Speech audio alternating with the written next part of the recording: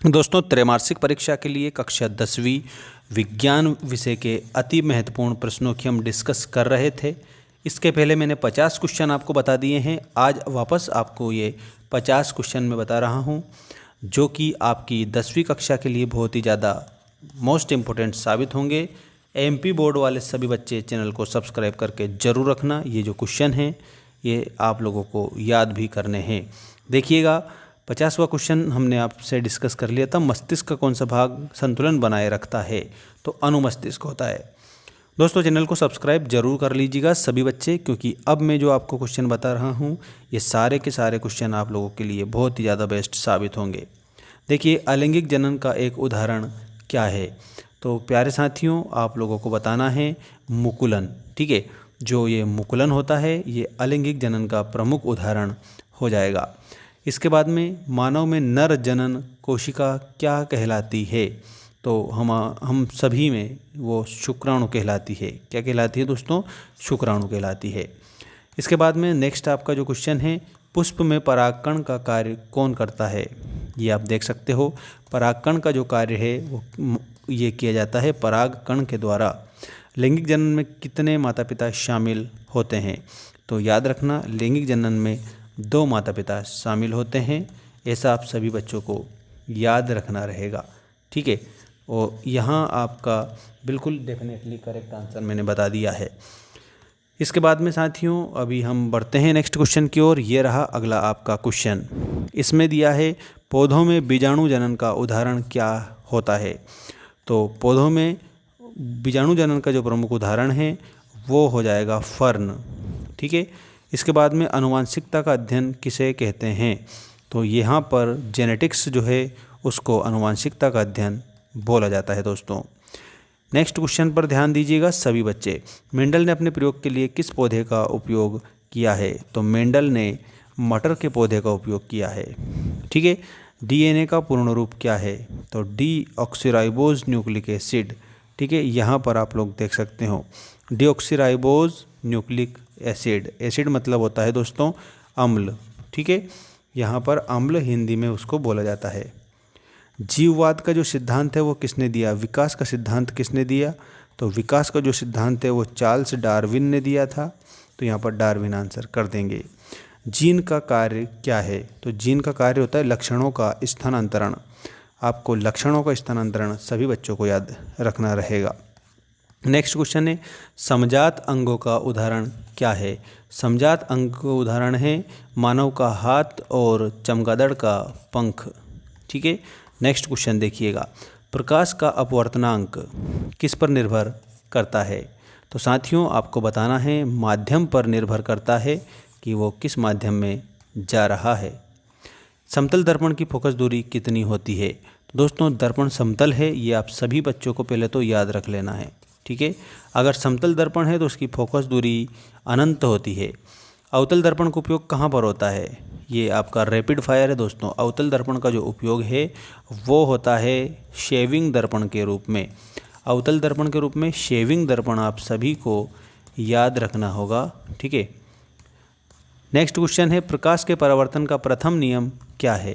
देखो कितना most important question आ गया दोस्तों आप लोगों के लिए। जो प्रकाश का परावर्तन है उसका प्रथम नियम ये है, देख लीजिए आप सभी, आपतन कोण बराबर परावर्तन कोण।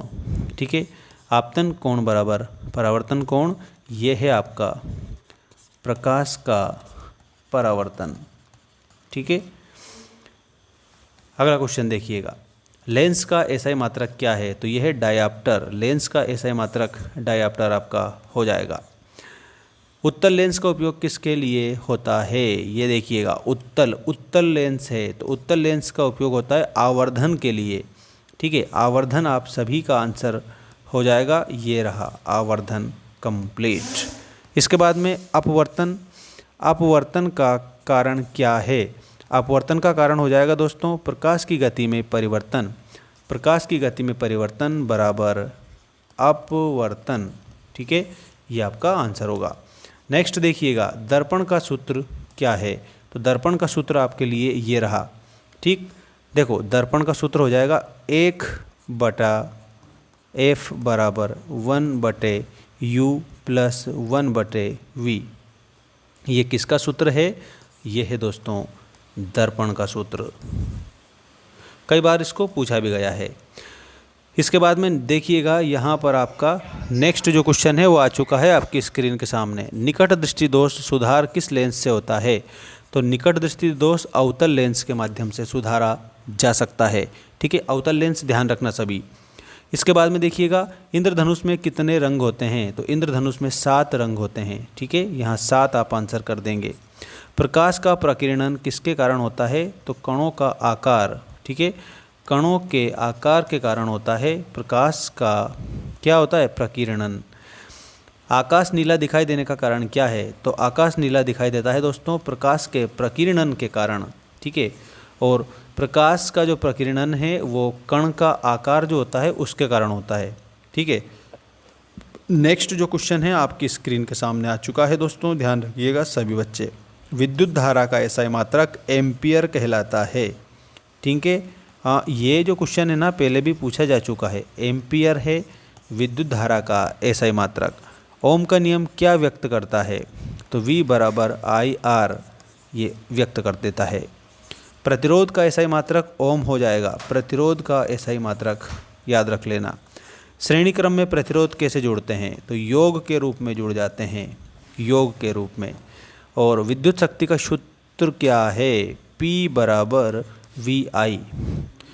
विद्युत ऊर्जा का व्यावसायिक मात्रक किलोवाट प्रति घंटा।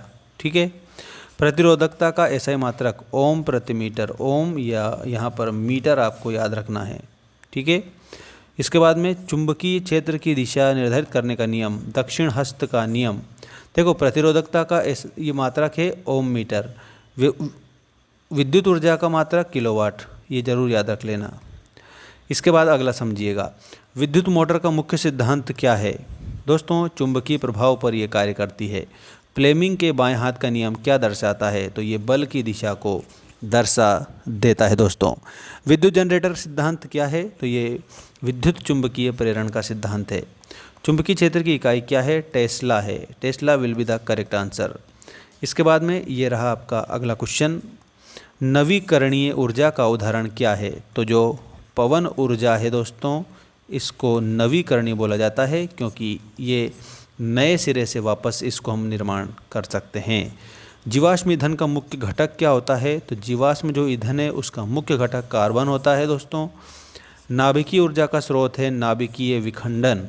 नाभिक ऊर्जा जो है ये नाभिकीय विखंडन से प्राप्त होती है। खाद्य श्रृंखला का प्रथम स्तर है उत्पादक। ठीक है, खाद्य श्रृंखला का प्रथम स्तर उत्पादक होता है।